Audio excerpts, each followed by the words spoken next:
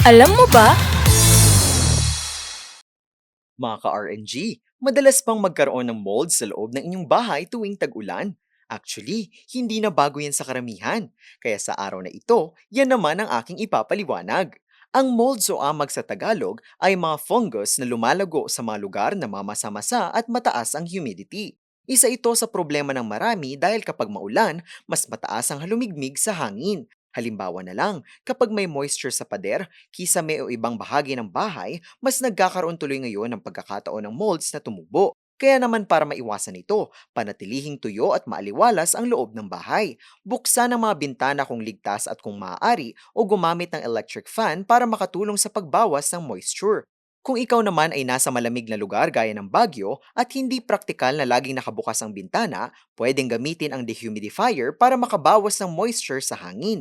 At kung meron ng nabuong molds, linisin agad ang mga hard surfaces gamit ang detergent at tubig at patuyuin ng husto pagkatapos.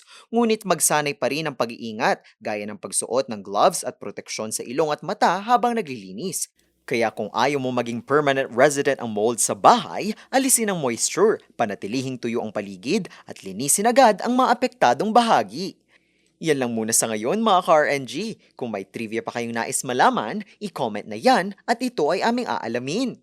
Ngayon, alam mo na!